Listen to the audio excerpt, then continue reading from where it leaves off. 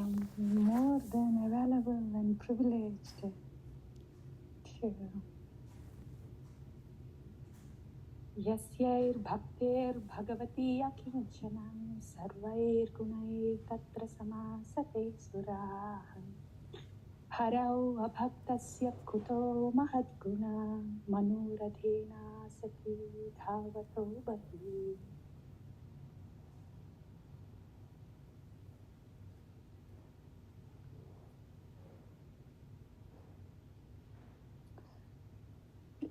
I run short of words. This is so majestic, authentic. Yasyair bhaktir bhagavati akinchanam.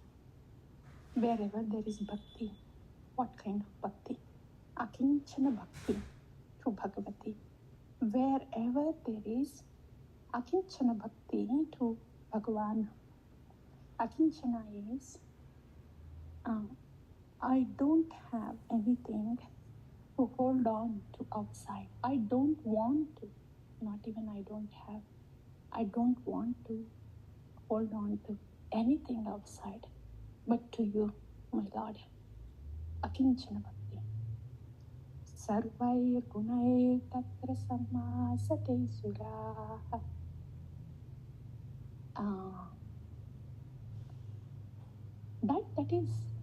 That kind of Vyavasayatmika Buddhi, that kind of Ananya Bhakti. Where would Bhagavan go? How can Bhagavan escape from that Ananya Bhakti? He is so lovingly dragged towards the devotee. When the devotee has this kind of arti is, I don't want any, I'm not looking for any Bhagavan. I simply want you, bhakti for you. Then just with that, when that is,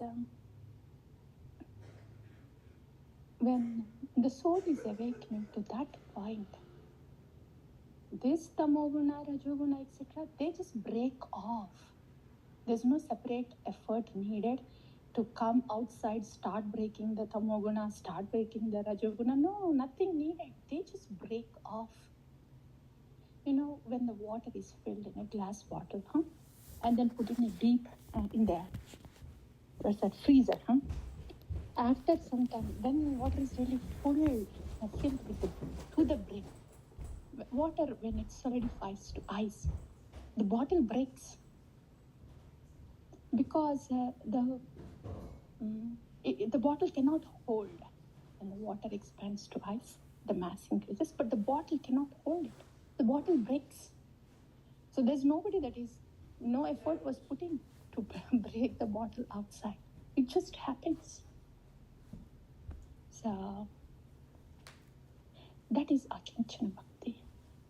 So when our inner being is wanting Bhagavan so much, though we have these layers of gunas, they will break.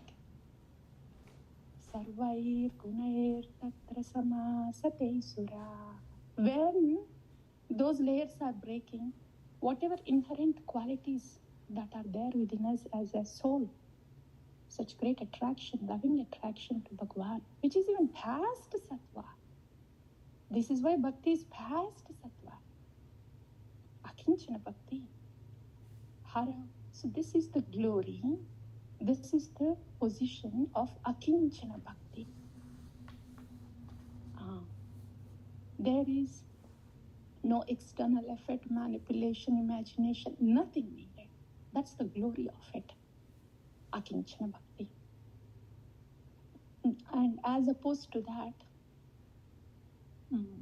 Harau abhaktasya kuto mahadguna manuradhena sati dhavato bhahi.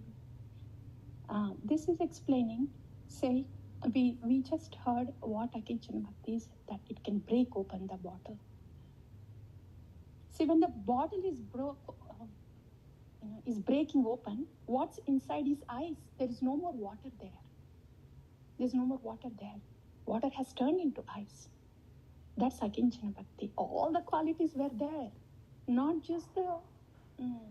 here it is stating all the qualities of the demigods will come and reside there. With that kind of bhakti, not only all the qualities of the demigods come and reside, it's just saying those qualities are also there. But in Akincana Bhakti, there is something beyond. There is a quality that is beyond this suragana, qualities of the demigods. That is dependence on the Lord. Dependence on the Lord for the pleasure of the Lord. See, the demigods, they also depend on the Lord. They go to the ocean of milk and they recite prayers. Only you are there, Bhagwan, please help. That is to just win over the war on the demons. That's conditional. They also take shelter.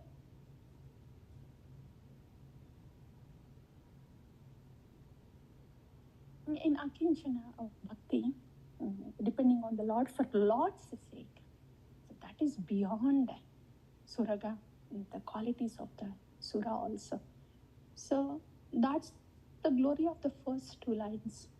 And that is what is being given to us by our Acharyas, Srila Prabhupada, our gurujana. That's the kind of bhakti. As opposed to anything outside the bhakti, if we are seeing people so compassionate, so peaceful, and so helping, so steady, then we get attracted, like, wow, look at them. Here I'm practicing bhakti. I don't have it, but that person has it all. And so the other two lines are like this. Hara bhaktasya kuto mahat gunat. What is the use of all those so-called wonderful qualities of sattva guna when there is abhakti to Hari, when there is no fragrance of Hari there, and they are just whatever they are anchoring to, even if it is to the light or whatever. But when there is no loving relationship to Lord Hari, harau abhaktasya kuto mahat gunas. Those are not even called as mahat gunas. What kind of gunas are they? They are not worth considering. I mean, this is qualities of sattva, but still they are not worthy of glory because there is no bhakti to Hari there. And because why like that they are not worthy considered glory? Manoradhena sati dhavato bahi. Because these qualities of sattva that we see outside of bhakti are still under the rules of these modes. They are still within this Brahmanda. And nobody can just stay in sattva, the qualities of sattva, for a long time, because there is Rajoguna and Tamoguna. It is present everywhere, mixed in the air. So, Manorathena asati dhavato bahi. Wanting to go in that direction is like mind sitting on the chariot. We are sitting on the chariot of the mind. And where is this chariot taking us? Exactly 180 degrees opposite to Hari Bhakti. 180 degrees opposite, and dhavato, going at such a speed and with no hesitance, such a speed, 180 degrees, bahi, externally. When the Lord is situated internally, Hari, then when the Hari is sitting inside, internally. But when we are sitting on the mind, that chariot takes us externally, 180 degrees opposite, running fast, opposite to Lord Hari, that is externally. So the emphasis here is Akincana Bhakti, not going with the mind. That's the whole point.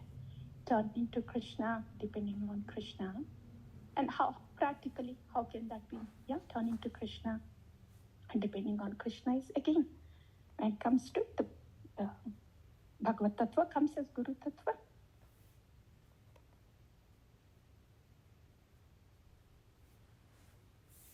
Akincana Bhakti. and more rooted in Akincana Bhakti, holding on to Guru and Krishna. And holding on to the mind, we have already heard that. It will take us only externally, and that to be such a great speed. And one need not put separate effort when we are holding on to Guru and Krishna with Akincana Bhakti. Need not put separate efforts. All those not only divine qualities, all those divine qualities will come, like Haridas Thakur, the qualities that he has. Even the demigods don't have those qualities. How is he getting that? How did he get that? Akincana Bhakti. And if at all anybody has these qualities, impressive qualities of sattva, but they don't have any attraction or attachment to Hari, then kuto mahat gunat, they are of not great value. So that's for us today. Thank you. Thank you, Mataji. Any other, anything else in this world? Bhakti is a path of grace and joy.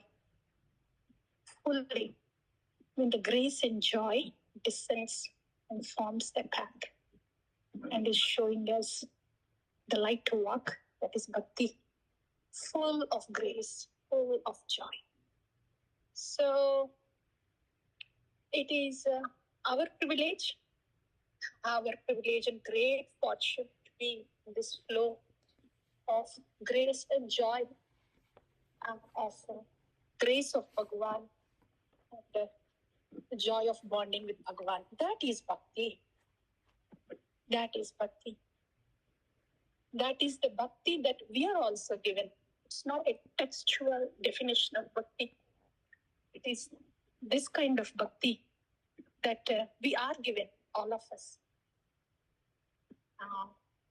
Like mother, what she has for a child is not just that she has to cook something, get the child ready and send to school.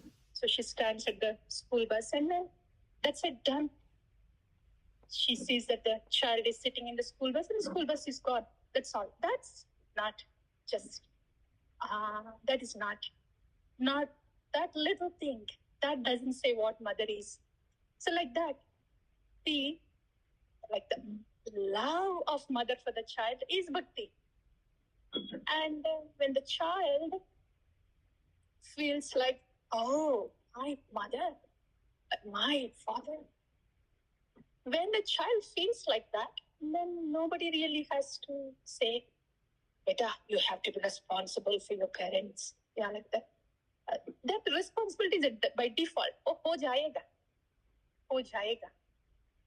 When the child is able to honor and respect what is coming from the parents, then the responsibility is by default. Koi bolne ka bhi nahi, and they cannot stop the response like that. So our situation is like that. This is a path of grace and joy. Then this is so wonderful to hear. Yes, we can't disagree with this because that's what Shastra is saying, that's what sadhus are saying, and that's what all these purified souls are saying and living. Cannot disagree. But क्या करना है? मुझे तो ऐसे लगता ही नहीं. I don't, the thoughts may come like that, but they just come and like the water is put on a stone, granite stone, and the water doesn't go into the stone. So the thoughts are thoughts only, and forget about feeling. वो तो होता ही नहीं. क्या करना है? So हमारी हालत. तो ऐसा लगता है big words है, big philosophy, all about the feelings. मुझे तो कुछ भी नहीं हो रहा है. I feel like when you pour, again, the water when poured on a stone, that too not a porous stone. Porous stone has a little bit of pores here and there, and maybe the superficial layer is getting wet. When the water is poured on a granite stone like that, doesn't stay much. So ऐसे क्यों हो रहा है मुझे?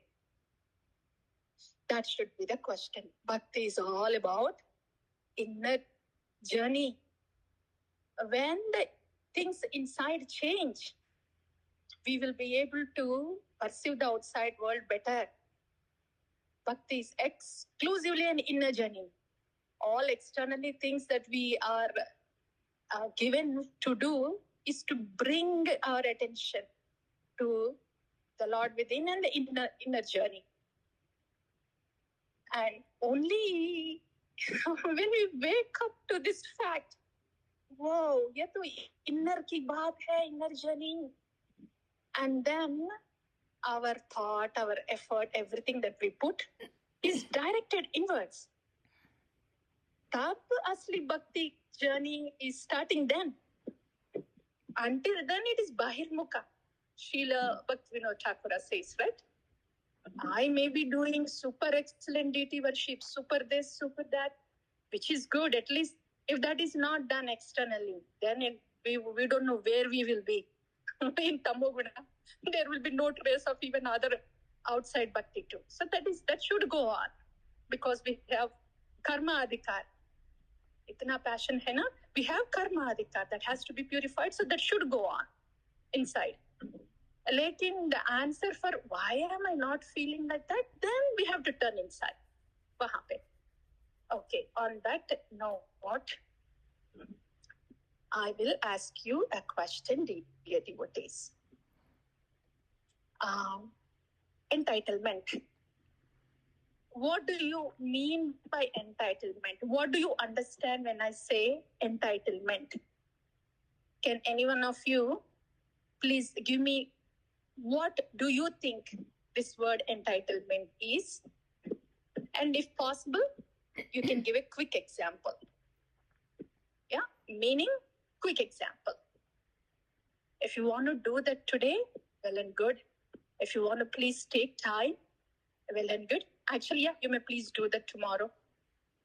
And I will tell you why this question is, so you can really put the thought in there. This is the answer.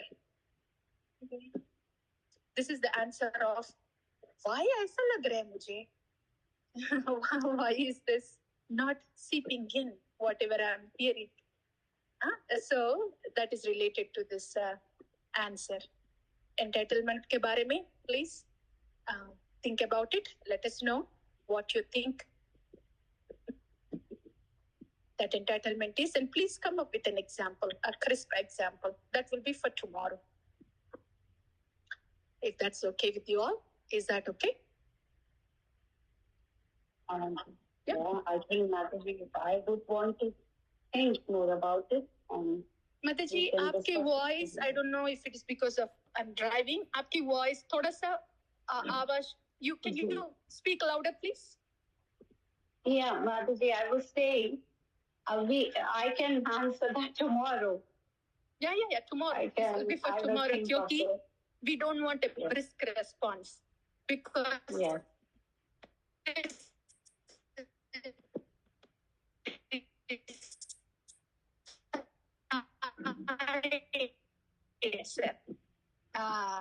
Talk about Nam Ruchi. What is it? And Nam Ruchi is this. It's not to do about the words or nothing. Nam Ruchi is literally when the mango juice, sweet mango juice, when we are drinking, we taste the sweetness of that. And if we are hungry, we will feel that we are revived. Literally, Nam Ruchi is that.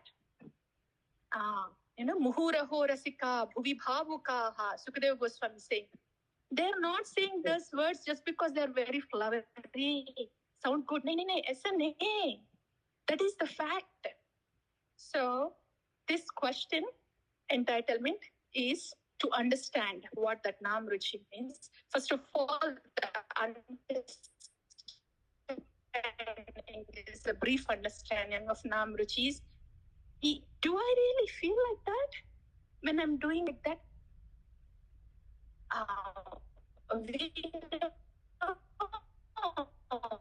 my ordinary situation. But again, we are discussing this not to feel like, oh, I am not there yet. Please understand, dear devotees, that is a reaction in Tamoguna. Oh, I am not there yet, hurt. Shastra is not meant to be like that. We have to see like, oh, we are hearing about this. This is our great fortune. I may not be having it now. The fact that I'm hearing about it means Krishna is making an arrangement that I will be able to understand a little more, and maybe he will give me a little more. That should be the thought. Whenever we hear Shastras, Sadhu, Shuddha Bhakti, Vani, everything, that should be our attitude. Oh, thank you, Krishna. If we are hearing this, then maybe Krishna is making an arrangement. He will get us there. So on that note, I'm describing what Namruchi means. Namruchi is that. So that is what we, mango is supposed to taste sweet. Yummy mango juice is supposed to taste sweet. So when we are doing the japa, what is that sweetness in the japa? Is it the words? Is it the words? Words are words. Is it the words? When a mother very lovingly glances at the child who is standing at who is playing at a distance, she just glances at the child, and child looks at the mother. Even if the child is looking, when mother is glancing like that, the child would feel so happy that the child would come and hug the mother. Mother's loving glance mein itna hai. So what happened to the child there? The child drank the affection of mother. The affection of mother's glance, the child drank it. And that's why the child could not just stay there still like that. Came and gave a huggy to mother. So that is drinking the rasa in a way that we can understand. So aisa naam mein hai. And we are hearing it in the Sri Sikshashtakam also. So that is Namruchi. Okay. But again, maybe we will start with this question and we will see how it goes from there. Please think about what entitlement is and an example. And see if that is coming in your way, in your japa or in your dealings with others. It's a big one. It's a class ban jayega. If any one of us starts speaking, class ban jayega. Any one of us. So only one question. Entitlement. What does that mean to you? One example. That's all.